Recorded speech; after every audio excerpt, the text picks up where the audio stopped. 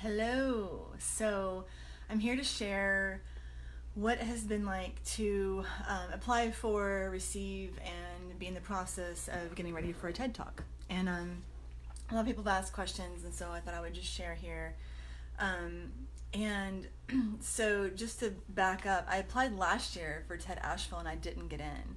And I believe it was because my idea wasn't developed enough.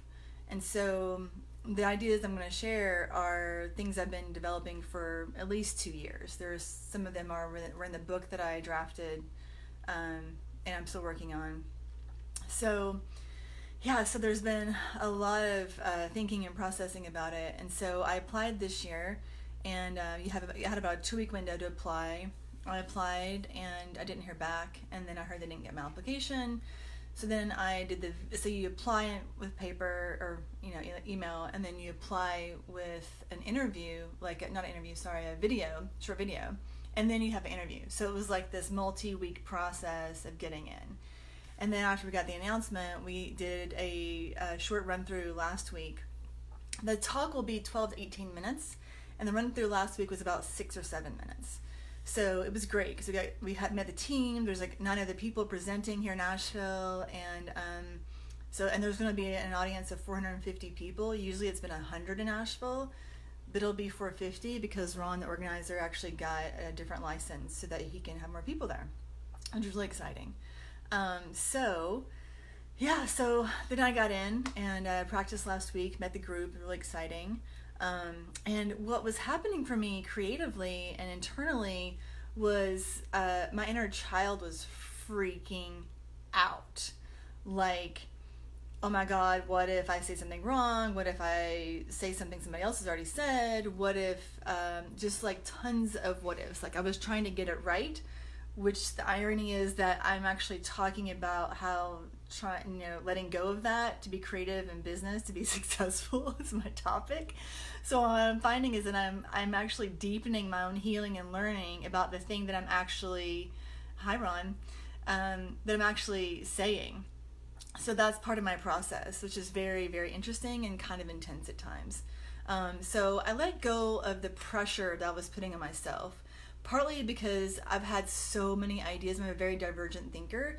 So I've had so many ideas coming in that I can't eat, drive, or shower without having to have Post-its close by. And my apartment is a disaster because I have Post-its, and I mean, not everywhere, but I have a lot of ideas coming in. So it's been interesting to try to hone down this idea to 12 or 18 minutes, and to create a title has been the hardest part. And a lot of you have helped me with that. I really appreciate that. So, and I realized too that I don't have to say all these ideas in 18 minutes. I can have other times when I talk about things and teach things. So that's helpful as well. So lots of healing for me and processing. And then I had here's like a little sheet of paper with some of the titles I had. I probably had about 3 dozen title ideas at least, and maybe more. And I've had a lot of people give me feedback, which has really been helpful. And it's been such an interesting process of creativity, because it's like, in the one way, I'm getting all these new ideas, and there's this divergence of thinking, and there's like all these possibilities, and then there's this funneling down to, okay, what is the idea? And until today, I didn't even have that. But the funny thing is that the main thing I realized was it's a lot about mindset. And that's the thing I've been teaching in my business for a while now. So I was like, oh, it's the thing that I already talk about. It's just like I was going about it in all these ways of new ideas. So here's the topic. So the title at this moment is The Creative Entrepreneur's Code. Unblock and leverage creativity for profitability. And I'll say it again. The Creative Entrepreneur's Code. Unblock and leverage creativity for profitability. And my description is, traditional education was created to train employees instead of entrepreneurs. The programming in schools, such as conformity, obedience, punishment for mistakes, etc., and focusing on testing, blocks creativity and reduces students' capacity to take risks, be innovative, and to express themselves fully. So if you're seeking a creative life, unlearning this programming and reclaiming the power of our creativity is key. Shifting the mindset empowers creative entrepreneurs to leverage their creativity to thrive in business. By leading with the creative process, creative entrepreneurs feel emboldened to stretch and grow into challenging areas of business that they may find less comfortable, such as finance and marketing. So this is it. I'm so excited to share this. This has been my journey, and in my talk I have about 4 stories from my journey, and I'm hoping to also come up with some client examples and stories as well, because I'm getting feedback from people who feel like this is their story. Some people it's not. Some people don't feel like their creativity was squashed down in school, but many people do.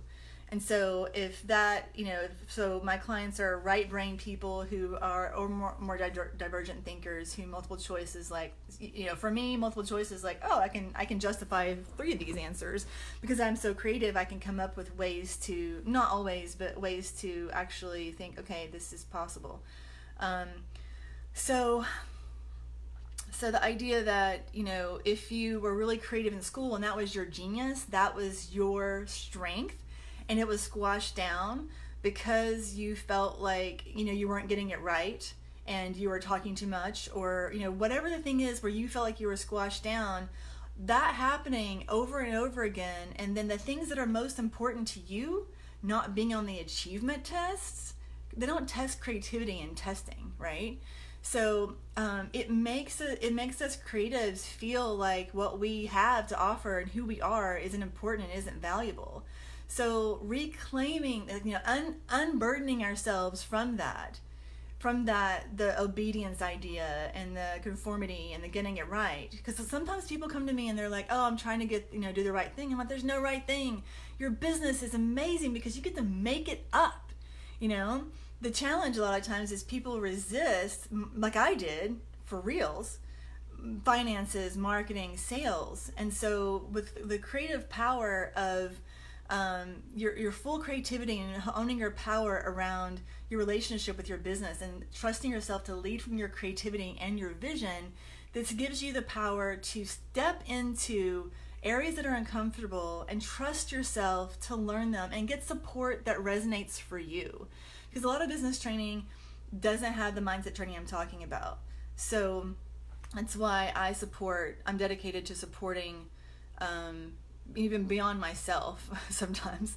I'm dedicated to supporting creatives who want to learn business, marketing, and sales in a way that they can really grasp, that leverages their strengths, instead of throwing this left brain process, but a business plan and stuff like that at them when it doesn't land, it doesn't click in, because they're not, because the creative process is their strength and how to leverage that.